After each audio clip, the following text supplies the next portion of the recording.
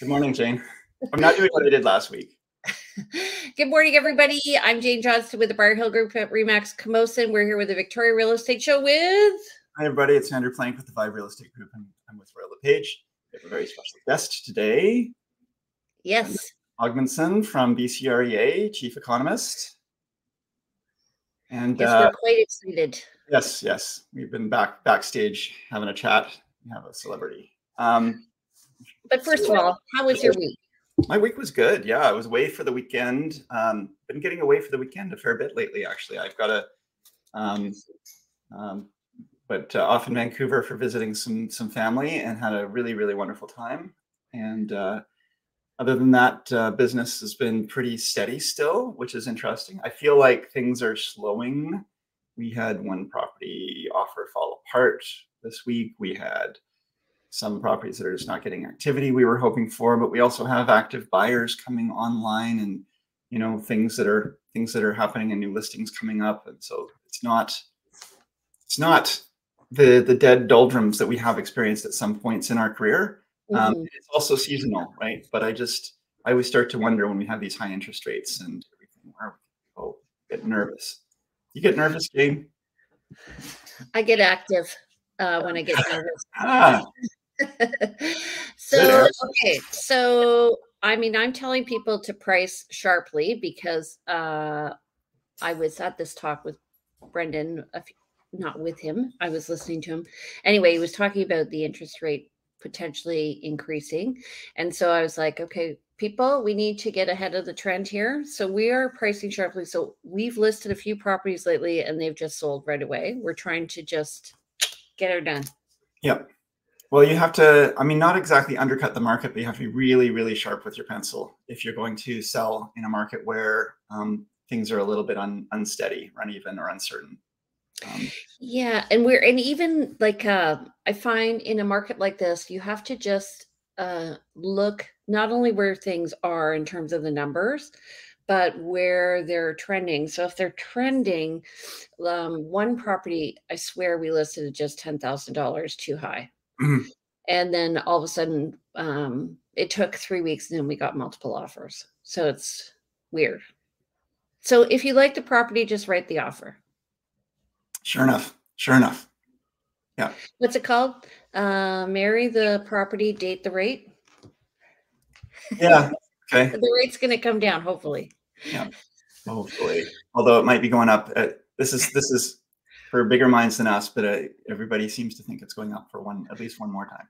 Okay, so let's bring Brendon on and see, ask him about who he is. How did he become the chief economist for the BC Real Estate Association? How are you, Brendon? Good. How are you guys doing? Great. Good. So, somebody. Jane, you now have an echo. I know, it's weird. We were having troubles with my mic earlier, folks, and then Jane is the one. Okay, I'm going to go down. My fault.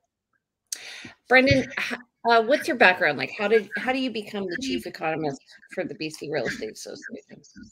I've been trying out this joke, and I think it's very age dependent and nerd dependent that you become a chief economist by finding another chief economist and cutting off his head, like the Highlander. Highlander. Yeah, it's such an old reference that I don't know if anyone actually gets it. No, I did not do that. Brendon, I heard that they're doing a remake. Are they? Well, it's about time. The people demand it. Yeah. So for anyone who doesn't get that reference, it's an old kind of bad movie that you should watch. With Sean Connery, right? Anyway, and Christopher Lambert. I wasted my entire youth on pop culture. Anyway, I became an economist the usual route.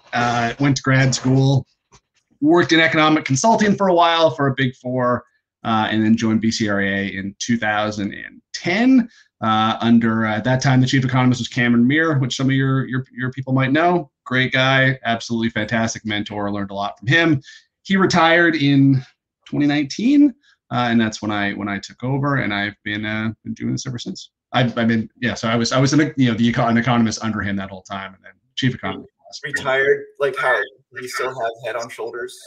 Yes, yeah, that's right. He does still have his head.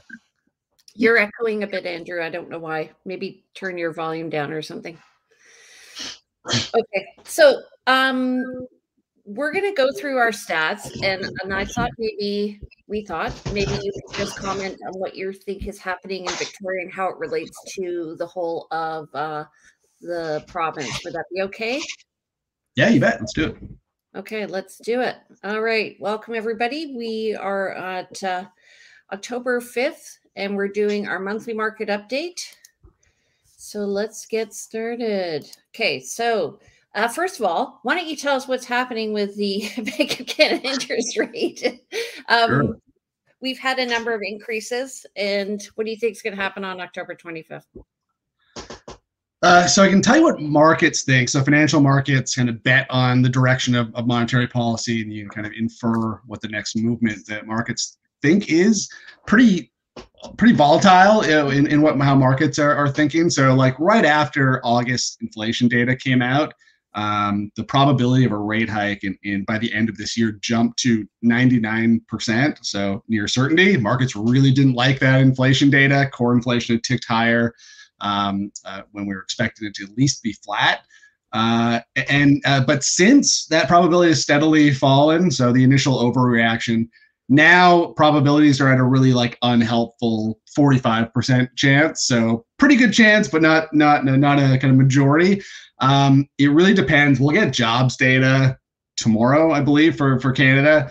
That will be pretty influential what the Bank of Canada does. If we have a really weak employment report, if the unemployment rate is rising or the economy loses jobs, that could be really influential on their decision. We'll get another inflation data report for September before the bank raises rates. So all eyes will be on that. I think that will be the most important sign for whether or not the Bank of Canada is going to raise rates or not. My bias is that they're probably going to go 25 basis points higher in October and then hold there for the next year. That's kind of where I'm at. I think that's the most likely scenario. I hope they don't. I hope that they hold, but I think it's very likely that rates go higher. Even if they don't, the impact of just the expectations they might has really had a large impact on bond yields. So 5-year fixed mortgage rates are priced off of 5-year bond yields. Bond yields have jumped. They were as high as 4.5%. That's the highest since 2007. That caused 5-year fixed rates to go above 6% on average. And fortunately, in the last couple of days, yields have come down to about 4.3. If we had sustained 4.5, I think we could have seen like a 6.25 mortgage rate. Fortunately, we're starting to see bond yields come down a bit. Hopefully, that means that we won't see any further increases on fixed rates by the banks, but sort of that change in expectations overall about how the Bank of Canada is going to act over the next year, it's really sent bond yields rising. So we've already had the increase in mortgage costs just from that change in expectations. They've been very clear that they really want to, stem the inflation rates and are going to be, not afraid to put us into recession to do it. So. Yeah, and the economy's been extremely resilient. We still have an unemployment rate that's near its all-time low in Canada and in the province. We are starting to see some weaker data on economic growth and like GDP was negative in the second quarter. It's tracking flat so far in the third quarter. So we're perhaps starting to see some real weakness, but not a clear enough sign for the Bank of Canada to reverse course. I have a question. Is the cost of carrying a mortgage incorporated into the inflation data report? Yeah. So shelter in CPI is 29% of CPI. So it's the largest weight. That's split. About 2/3 of that is owned housing. And then within ownership housing, there's a whole bunch of different categories. Mortgage interest rate costs, I think, end up being something like 7% of CPI. So it's a pretty big weight. Consider there's thousands of different goods and services in that basket. Isn't that like a feedback?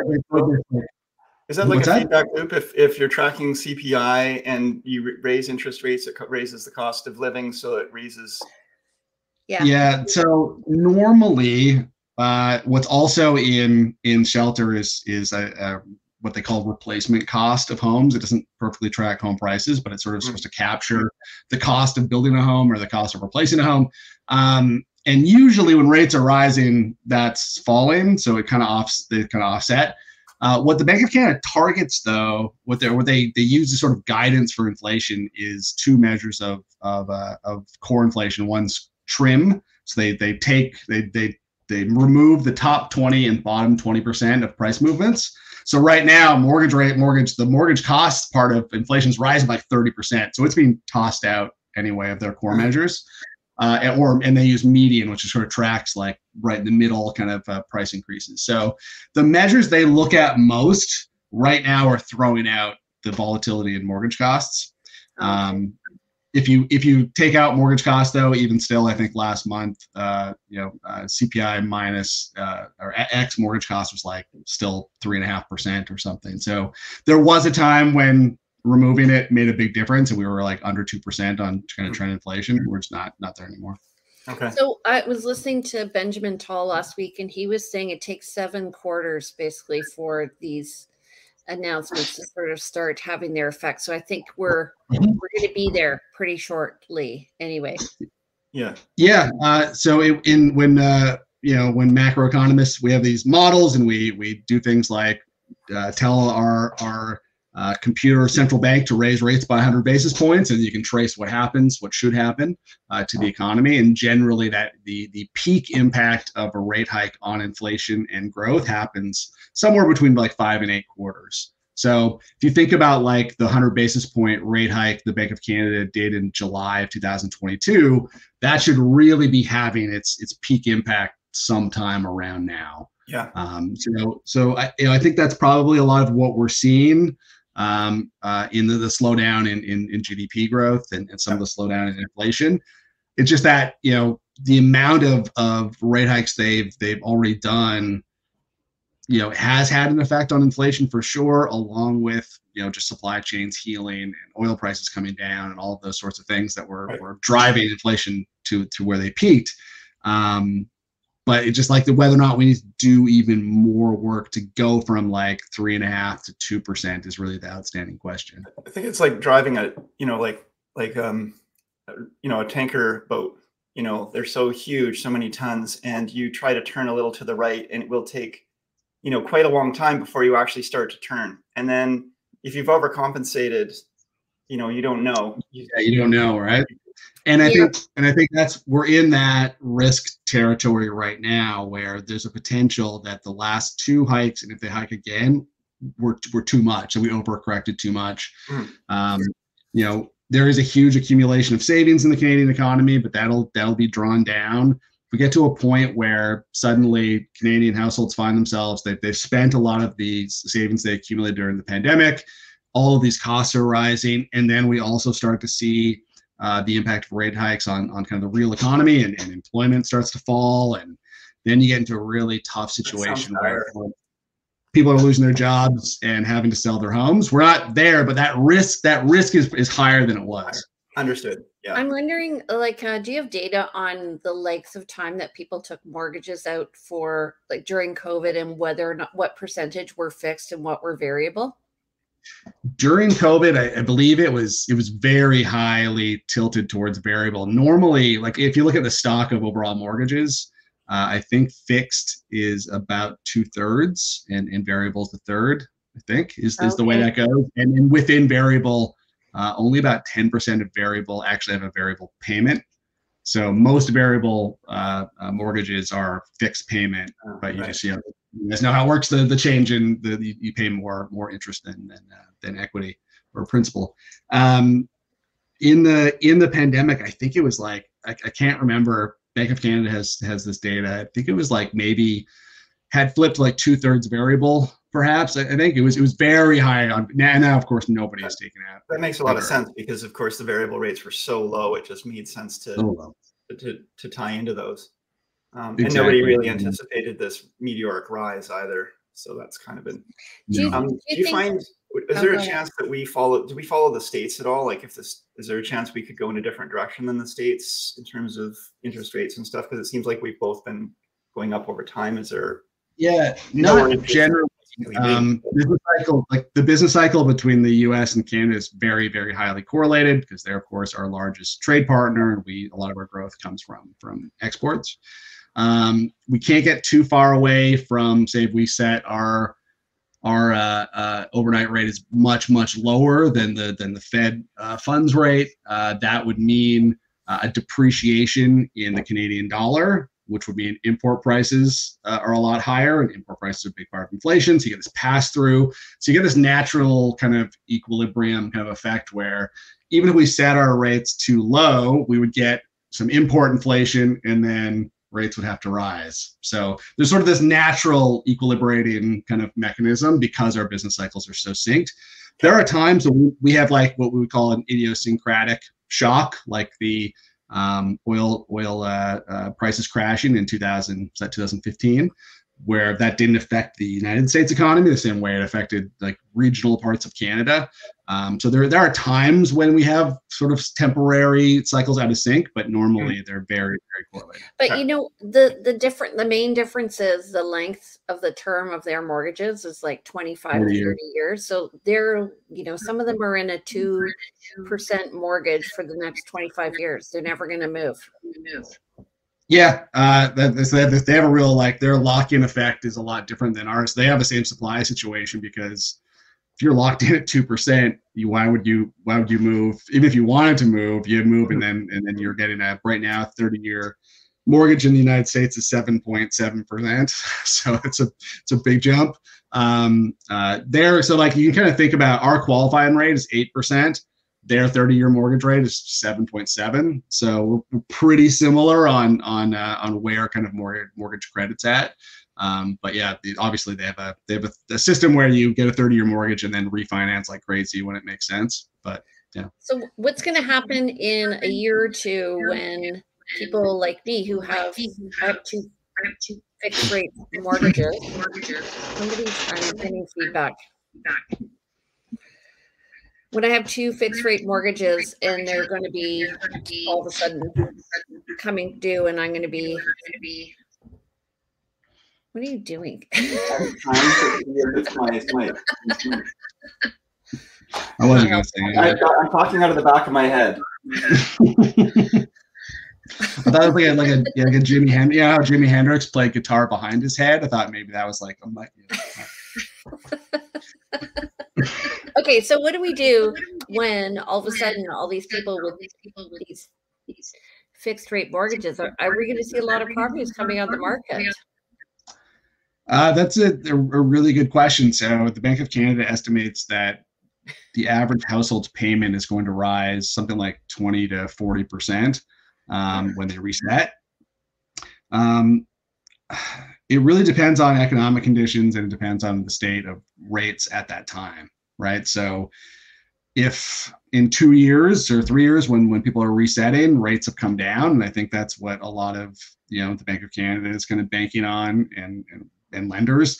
This is a situation with variable rates is even more interesting, because if you have a variable rate right now, your amortization has gone from in bounds at 25 years to 100 years or something, right? So when you renew, you have to get back on side at regular amortization. So to do so, your payments either have to go up a lot, or you have to make a large lump sum payment. So difficult. Obviously, that's sort of a problem for 2 to 3 years from now, and we're hoping that rates will be lower and the economy will be in a better place.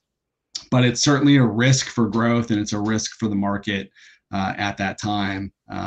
It's just sort of like a risk that's just sort of looming over the next 3 years. And there are a lot of people who are, I mean, I've talked to people who are saying, my interest rate right now is really low, but I'm coming up on renewal, and I'm not ready for that hit. So maybe we should sell first. Yeah. I hate to say this, but sort of the good part of the stress test, which of course was for a very long time very against, and parts of it still am, I guess. But these are borrowers that were stress tested at a very high rate. Yeah. So they should be able to absorb the extra payment because that's what they're stress tested at. So, for risk management purposes, they should be okay. Yeah, there's absorb versus like being able to afford versus wanting to be able to afford. Yeah. When you have it kind of takes you from having a little cushion in the bank to now you're not going out for dinner anymore. Yeah, and then there's you question, well, should we sell and rent? Do we anticipate the market's going to go down in the future? Maybe there's a chance that we sell now and buy back later. I think there's a lot of processing going on in bulls. Yeah, I mean, I always sort of advise against any of kind of trying to time markets. I think it's just very difficult to do. Even now, I mean, if you had asked me a year ago, and I think I even had these sort of simulations in our models, but if you had said like we're going to have an 8% stress test rate, I would have probably thought that home prices in Victoria would be down 10 to 15% instead of the average price is still hovering around $1 million, exactly. And isn't really that far from its peak. So this is what happens when you have so little supply in a market. Even with sales that are fairly mediocre, we're running around 20% below what's normal for the time of year.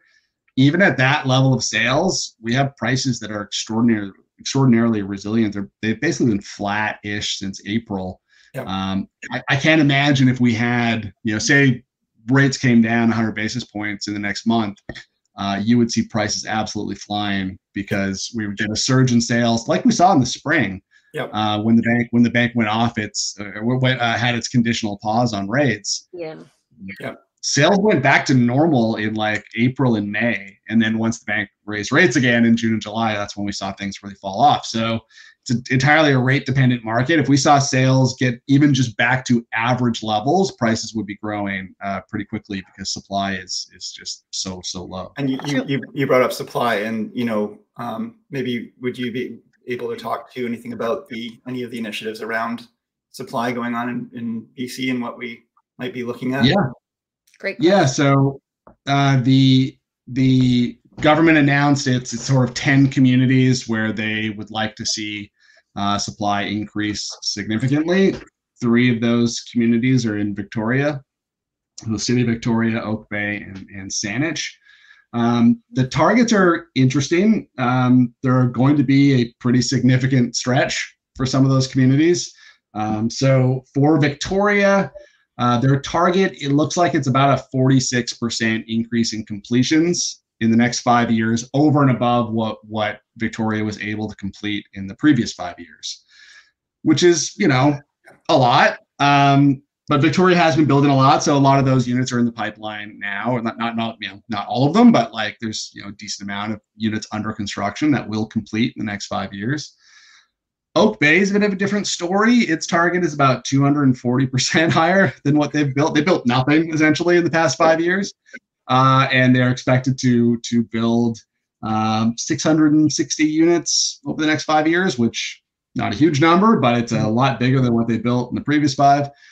And then Saanich is going to have to essentially double its previous 5 years, so up about 90% over its previous 5 years of completions.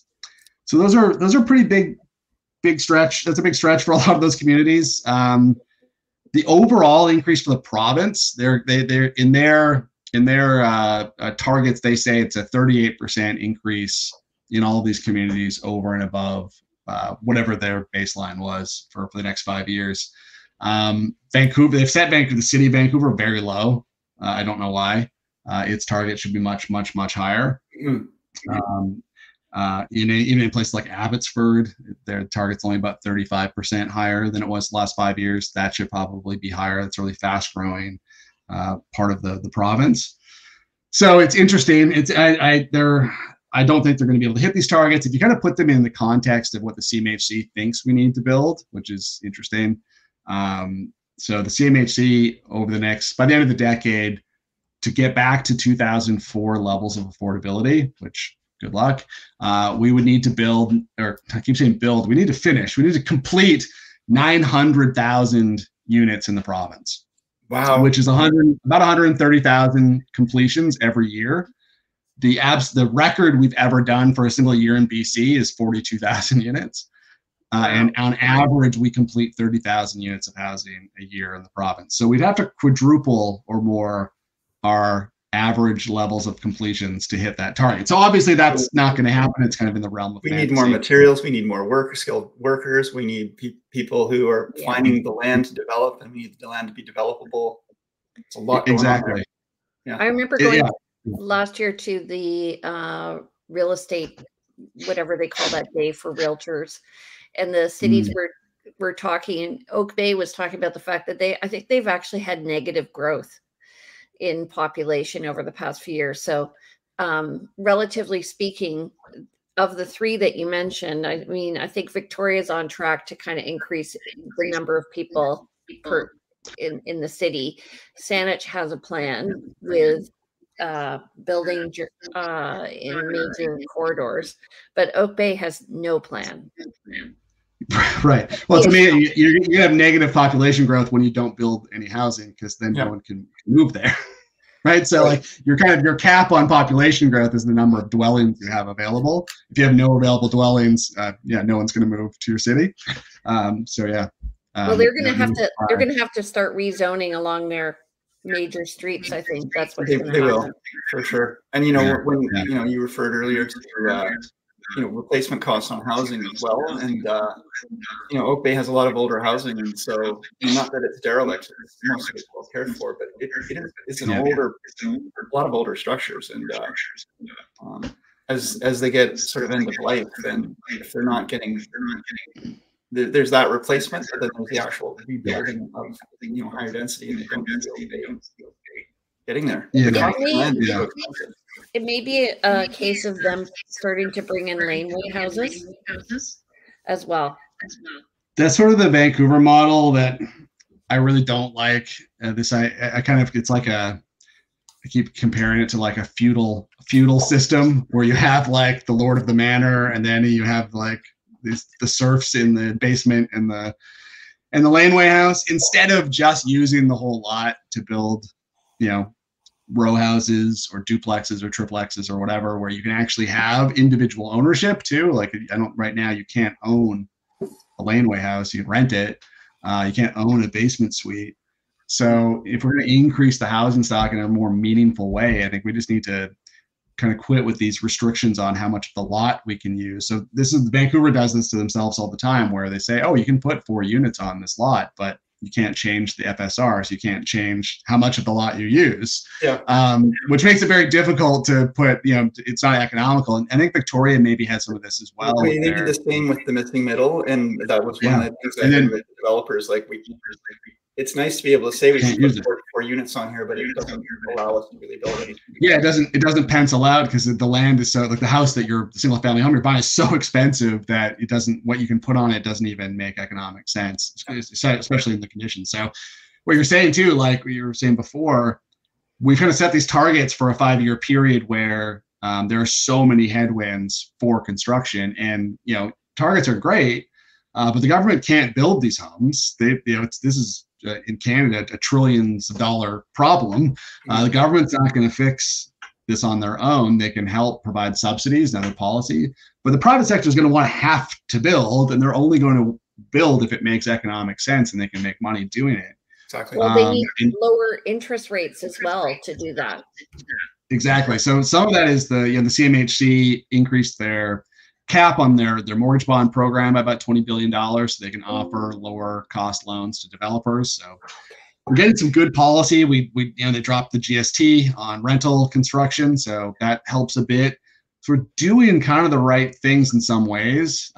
If we can achieve that 38% increase across the board in completions, we could slow the rate of growth in prices. So we put out a report this week that you can find on our website, where we looked at what Auckland, New Zealand did, because they did this mass upzoning in 2015. And everyone's sort of obsessed with Auckland now, because they were able to really ramp up construction compared to other cities in New Zealand.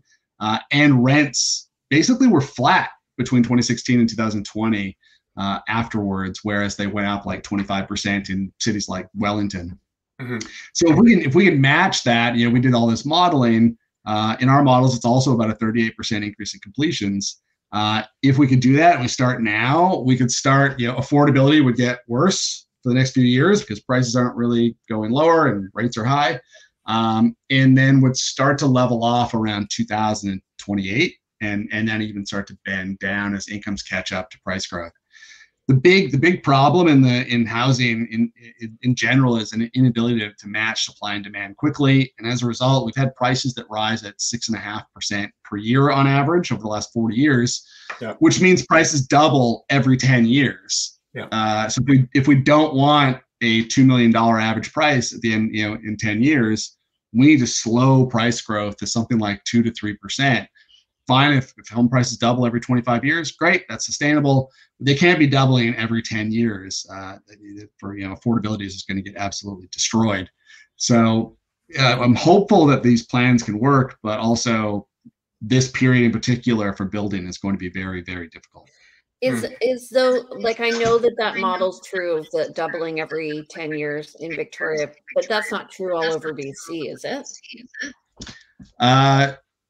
It's true for the average in BC. A lot of that is heavily weighted towards larger cities, so Victoria, Kelowna, Vancouver, of course. It's true in certain markets. It kind of got true, but really fast during the pandemic. So even if you look at it, I was doing a call with our Northern Real Estate Board yesterday, and I want to say it was a market like Smithers or something, where the average price went from $300,000 for sort of most of the teens, so up until about 2019, to $500,000. Not quite doubling, but like a pretty major jump for a market that I don't think many people think about. So that's happened. That there was the pandemic, because it sort of created a kind of a flood of demand out to smaller market areas, made prices absolutely jump. So even a market like Chilliwack, where the average price was something like $500,000 for a while, at one point jumped to like $950 during the pandemic. And now it's kind of trending around $750. So it's a big part of it was what happened during the pandemic. Prices are pretty sticky, so when they jump, they don't tend to come back down very much. So now we're kind of at a situation where there's really no refuge for affordability. It used to be like, things were a bit more affordable in the Okanagan or parts of the island, outside of Victoria. Those markets went up like 60% in the pandemic. Mm-hmm. Now there's just not really a refuge. There's nowhere where you can go. Like I was on that call and they were talking about these, small northern communities where prices are like, for a single family home are like $600,000 to $800,000. If you want a $200,000 or $300,000 home on the island, you can go to some really small communities on the North Island, but they're going to be pretty bare bones homes as well. Yeah, at the cost of few amenities and not really a lot of access to healthcare and that kind of thing. Like there's real trade-offs. Yeah. We haven't done our stats. Are we going to? I've been talking so much. We were loving the talking. This is great, but I'm wondering if we should just jump into that. We're kind of running out of time. Okay, do you want to start us off, Andrew? Sure. So what we do every week is we look at what the last 7 days of new listings were, ending properties and so forth compared to the week before. So as of October 5th today, we had 241 new listings in the last week. 105 listings went pending. So we're just under 50. We're like maybe 40% there. Price decreases, a huge number of price decreases, 160. So like 3/4 of the properties, that ratio. Price increases back on market, nominal. 251 properties went were sold at the lawyers. Transactions happened. 88 properties expired, so we're seeing actually quite a few properties expiring as well. And when we look at the past week, those ratios, we can see an increase in price decreases. If that makes sense. You can see a lot less expired, but that often happens where people line their listings up with the first of the month. So that expired number could be a bump from that. What are you guys seeing? What do you think of this? I know this is for you, Brendon, like small numbers, hard to make any kind of. What I'm seeing is the price decreases says to me there's a lot of pressure from people to get their property sold before year end. we talk about this being sort of the second spring of the market here in Victoria. And when I'm looking at the list to sale ratio, I'm seeing like the new listing to pending, that there's pressure to get that pending number up from sellers. We're not seeing the 120% of March of last year. Yeah. So what you're saying too is like if we didn't see these price decreases, then we'd see a lot less of the pendings. Yeah. I was on a call with Victoria Realtors yesterday. And what we've been hearing the last several months is the sort of the above, I think they said like 1.2 million is selling pretty well. And sort of the middle class part of the market is where things are really struggling. Are you seeing that as well? That's funny. I mean, the middle, just right in the middle, like from what I sort of like the the really interest rate sensitive part of the market is struggling. So yeah, on the townhouses, but like the less interest rate sensitive because people are coming to the island with a lot of equity. Maybe they sold from somewhere else, or there's not interest rate sensitive. That part of the market is doing okay. Before the pandemic, people used to look at Victoria as a place to go if they were moving from a big city, that they would save money coming here. I'm not finding that anymore. So our prices are very close to where like Toronto and Vancouver are now, comparatively speaking. But where I'm finding a struggle is in condos still.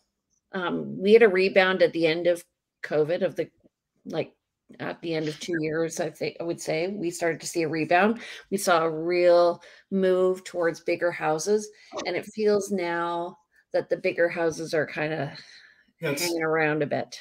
Yeah. So Leo Speltholz does the House Hunt Victoria website, and he does a report every he's great month or so. And he just output one, and he was talking about that specifically and saying, that the action right now is in the townhouses and condos as they're kind of coming back after the pandemic. But it's kind of, my feeling is, and kind of what I read between the lines is, I think that's kind of reaching its level as well. It's not like they're not meteorically coming back up, but they did come back up, and that's where a lot of the activity is. But to your point about people coming from larger centers here, I think what I found too is, in those price points, people are still looking. It's condition is really important. And if you're coming from a larger center with some money, you're probably looking for something that's more turnkey. And I'm finding that any property, it used to be people were looking for a property they could flip. They could make money on the rising values, because if prices are going up at 6% every year, doubling every 10 years, there's room to make a profit. But there's been a lot of legislation and a lot of drive lately to cut that out as well, the anti-flipping tax and everything. So I think we've lost some of the market for the homes that are tired and need some help. Yeah, and I just listed a property recently that was absolutely gorgeous, and it was 1,800 square feet, and 1,900 square feet, and basically it sold for about $1,000 a square foot, for completely done on an acre. And then I've had condos for sale. And they're going for maybe $500 a square foot. So I've always like, when I'm looking at the market, I'm looking at houses being up here. There's a relative price for the townhouses, and we always talk about the variability in the quality of townhouses here, because some are really crappy and some are excellent. And so the price, depending on what's selling, it's hard to see what the trend is. But condos, there was a move, of course, away from small condos during the pandemic and out of big buildings and into the country. And I'm finding now people don't want to go back to that. To the condo. Yeah. There's affordability, and there's the fact that, I think that there is a market for that, but yeah, people are, it's hard to, you move into a larger space and you collect things, and then downsizing back is hard. Yeah, the downsizing doesn't seem like a thing that a lot of people want to do. The same way that we thought there was going to be a great downsizing with aging, and it just doesn't seem to come true, right? They're very resistant. Every time I talk to someone who's coming out of a 3,000-4,000 square foot home, which is huge and way bigger than a couple needs, in many cases, it's one of those things that trouble getting their head around downsizing to 2,000 square feet or 400 square feet, whatever it is. It's always too little. I think in some ways it's like a grandparents effect, though. Like, it's nice, like, oh, we can go to grandma and grandpa's, they have a big yard, the kids can run around, that kind of, like, I think that's a big part of it if you live in the same place as your kids. Got it. Yeah. Okay, so we're looking at October 3rd compared to last year, or last month. Sorry, we have 493. I'm now echoing. Yeah, it's your echo. I've tried muting it. Can you turn your volume down? Okay. So we have 403 net unconditional sales for the month of September. That's compared to 410 in September 2022. I remember the previous year it was around 800. So we're definitely down since the pandemic, up since last year, which is nice. New listings at 1,297 for the month of September. I think September 2022 was the worst month, second worst month in Victoria history. So up from there is like, And that's just when they were starting to announce the interest rate hike. So that was starting to take effect. So bragging that we're up from September of 2022 is no big deal. Not, it's not. It's not. It was a very, very bad month in Victoria. Yeah, and that's the thing that I think when people look at these stats, if not looking at it from context, or saying, "Oh, we're up. This is great," but no, we're actually down over last month. So, and active listings, we're at 2699 for September compared to 2504. And when Andrew and I got into real estate in 2006, there were 3,400 listings. So we're still down, and the population's increased. Yeah, we estimate that we need about 3,000 residential listings in Victoria to be a healthy, balanced market. If sales are average, we need about 3,000 active listings. We haven't been there since 2015.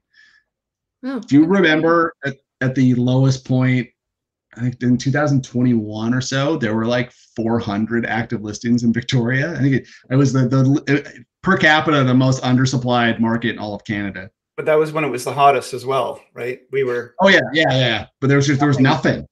There was no supply at all. I mean, 400 listings in a market. What is there? 300,000, 400,000 people in the CMA. Yeah. Yeah, and there's like 1,600 realtors or whatever it is. Yeah, right. You guys have to go out with nunchucks and fight for those listings. The only one. Okay, so talking about over the past 2 years, we were under 1,200 2 years ago. We peaked last year in September at just over 2,200, and then we're slowly rising. I think it's a good thing. Yeah, we need listings badly. So this, obviously inventory is accumulating because sales are very slow, but it's still very, very low inventory. Go ahead, Andrew. Well, this is our listing to sales ratio, the line being sales and the bars being listings. And we can see our sales have been going down month over month for the last number of months, where our listings are actually coming up somewhat at least from August to September, which is seasonally expected to happen anyway as we move into our fall season. And you can watch this trend, as we say we see that this trend does follow a seasonal pattern of, really slow in December, ramping up. We can look at 2022. Almost, it's funny because it wasn't a typical year in 2022, but the trend follows a fairly typical pattern.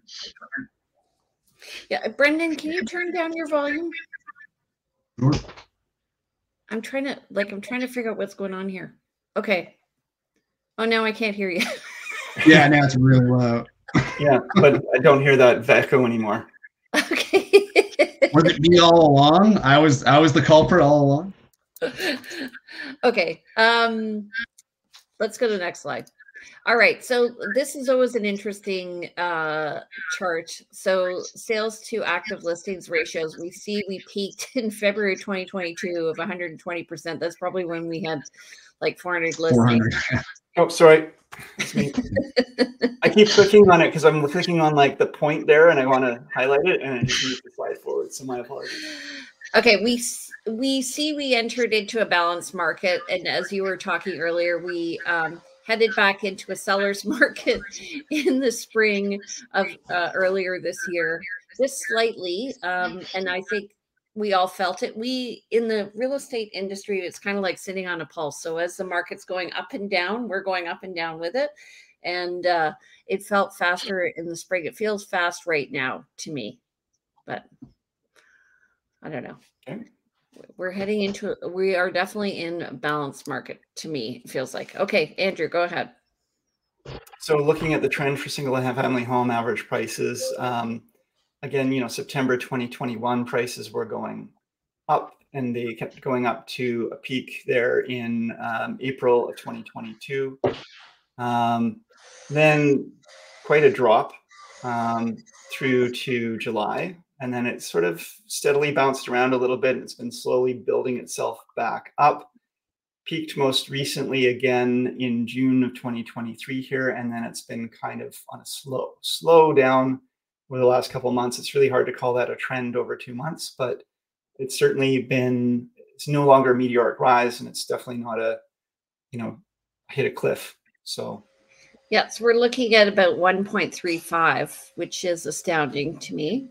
So for an average house price in Greater Victoria, yeah. Yeah, and what's funny is, you were saying that rarely do house prices go down, but we are finding there was a correction that happened last year, and the market was fairly steady. So it's just come up again since the spring and seems to have remained at this next new level. Yeah, definitely off that peak, but pretty steady since. Okay, so condo apartments. So this is 1 and 2 bedroom plus condos. 2 years ago, we were at 600. A year ago, we were just above that. So it again had corrected itself. We're seeing a little up and down here. And this really is dependent again on there's like release of new construction happening here. And I think it's pushing the prices up. So I always wonder when I look at this data, is this pending or is this actually like completed sale? And I think it's completed sale, which is why we see a little bit of a lag happening. Right. So when we look at those earlier slides where we talked about the actual properties that sold versus the properties that went pending, there can be a lag of 2 weeks to 3 months on average that between those numbers. And so we could be looking at numbers that are actually a few months past when in terms of when the actual contract. Yeah, I believe all the MLS stats are coming after subjects are off, right? Mm-hmm. So they're, I guess that, yeah. Okay. Definitely not. Yeah. Okay, so this is what we were talking about in terms of the fluctuation of townhomes in Victoria. Yeah, so like we saw some higher end townhomes closing in places like downtown Victoria, which were about the $1,000 a square foot. And then right now I'm seeing some in Langford. So this is all of Greater Victoria, which are, $500,000, not the quality. So we're going to see great variability in here, and also the number of townhomes selling. So January of 2023, we were low, but that's reflective of what was happening in December, November sales. So I would say relatively steady this past year at around 800,000. Yeah. How are you doing for time, Brendon? I think we're almost there, but you're good. Okay. Yeah. Okay. I personally like this slide because it tells us a lot about the home price index. So I'll start off. Greater Victoria benchmark price in September 2023 is 1.169. That's up 0.8% over last month, where it was 1.178,400, and it's up over last year at 1.163,400. So that's pretty good. The core is where we're seeing the highest price at 1,312, and this is up down 0.9% from August 2023, where it's 1.323. and it is up 1% from last year, 1.299. The West Shore is where you're going to find your deal at $1,035,000. This is just down 1.3% from August of 2023, where it was $1,048,000, and up year over year, where it was $1,027,000. So that's basically even from last year. And in the peninsula, we've been seeing a big increase in popularity there for single family homes, especially on larger lots. To me, this seems a bit low because I know that there are a lot of higher end homes selling out there. 1.273 was the benchmark price for September. It was basically even with last month at 1.275, and year over year, it's up 2% from 1.247. Okay, so and Brendon did mention that last year's numbers were nothing to get too excited about. We were at kind of the lowest we've seen in a long time. So what's interesting to me is the main difference between, where we've gone from where we are this month versus where we were last month. And the fact that we've, the main core for houses went down a little bit overall when you were just going through those. 1 month doesn't a trend make, but it's just interesting to see. Apartments in Victoria, the MLS housing benchmark price, 584,500 for September 2023. That's up 1.1% from last month, which was 578,200. It is up 0.4% from last year, which was 581,900. I'm just going to sort of have a scan. I mean, what's interesting here is the West Shore. Skip some of these just for time. But the West Shore, the benchmark price of 500,500, down 0.7% from last month, up 4.6% from last year. So we've seen down 4.6% from last year. We see quite a drop over last year. Apartments are not the best investment in the West Shore lately, I would say. Even still, I mean, these numbers, even with like a 4% drop or close to 5% drop, like considering where rates are, it's kind of phenomenal that we haven't seen a larger decrease in prices. Yeah, that's a really good point. Are you seeing, are these stats mirroring what's happening in Vancouver? Vancouver prices in September, the average price was almost 1.3 million. I think its all-time peak was 1.35. So we're not that far from peak in the sort of real estate board of Greater Vancouver area, HPI too, and single family prices are like 2.2 million right now. They're actually up year over year. So most categories are up year over year in Vancouver, which is absolutely shocking. In the Fraser Valley, which includes like Surrey and Langley, which are part of Metro Vancouver, but not part of the real estate board of Greater Vancouver. So that's always a fun confusion. Prices they went up a lot during the pandemic, came down quite a bit after rates rose, and now they're kind of back up. So in that market, the average price, even for like the Fraser Valley, is over $1 million, and has sort of sustained that level. So we've seen a similar pattern where prices went up very fast, came down, now they're kind of back up since the start of the year, and then leveling off. So basically the same pattern. Each one of these charts down from peak, kind of a period where we were a bit flat, and then back up and flat.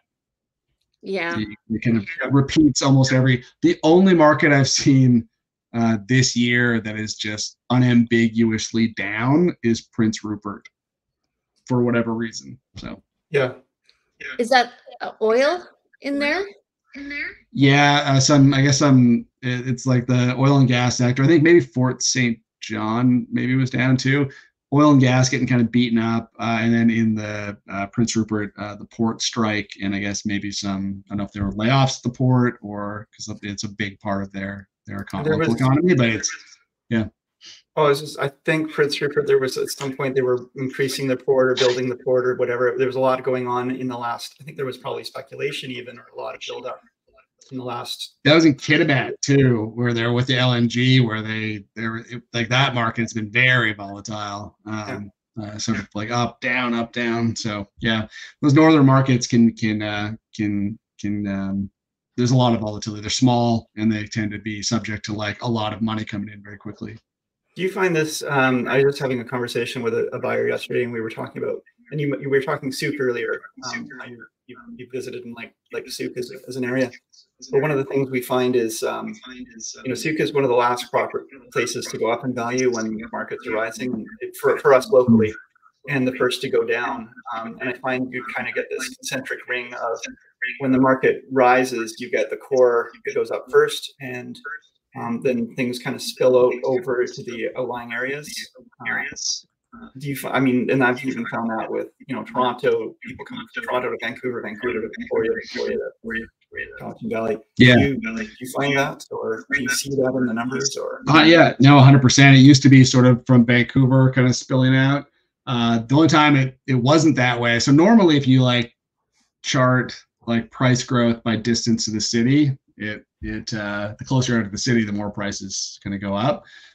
During the pandemic, it flipped, which was the closer you were to the city, the more prices were falling and they were rising in outlying areas. So I'm putting a chart together that for the Lower Mainland. I'm sure it looked very similar for the island, where places like Campbell River were up 60%, but Victoria was only up 20 or something. Mm-hmm. Yeah. Okay, so I want to thank you for coming. I've really enjoyed our conversation, and you're very engaging. So I appreciate it. So if people want to reach out to you, how do people get in touch with you? I'm pretty easy to find. So you can read all of our stuff. We put out a lot of material. We're a 2-person department, but we put out a ton of material that you can all find on our website. We work so hard. We're always happy to do stuff like this. Happy to talk to offices as well. We do kind of virtual presentations, so we're happy to pop in and talk to people. So you can find me on the website. My contact information's on the screen. If you want to get a hold of me, always more than happy to talk to realtors. It's one of the more fun parts of my job. Okay. I really enjoyed this. Thanks so much, Brendon, for coming on. Really appreciate it. Yeah. Okay. For those who are listening, you can reach him at bogmunson@bcrea.bc.ca. And you can reach him by phone at 604-742-2796. If you call me, I will 100% not answer the phone. but yeah. I might return a call. I will almost always respond to emails and that kind of thing. Okay. I just hate talking on the phone. Fair enough. Andrew, how do people reach you? That's a pro tip for anyone trying to get a hold of me. Do not call. Yeah, do not call Brendon. Do call me. You can reach me at 250-360-6106. That's 250-360-6106. Or email me info@andrewplank.com. That's my name. .com. My name's not .com. I get Jane shaking her head. I know you guys are all shaking your head. Okay, andrewplank.com is the website, and check out the Instagram, the Instas at PlankAndrew, where there's pictures of my car, sometimes myself, and sometimes my residents. Thanks, folks. You guys are like besties. So funny. And if you want to reach me, I'm Jane Johnston with the Briar Hill Group at Remax Promotion. You can reach me at 250-744-0775. My email is briarhillgroup@gmail.com. And you can find information about me at briarhillgroup.com and the show at realestate.com. Don't forget to follow me on Instagram at realtor_Remax. Sorry for the feedback today. Blame me. My fault. Yeah. Okay. Feedback, folks. We do always want to hear from you, so please do send us messages. Give us your likes. Tell us what you thought. Want to hear from you. Thank you so much for tuning in. Yeah, we'll see you next Thursday at 9:30. Take care, everybody. Brendon. Bye.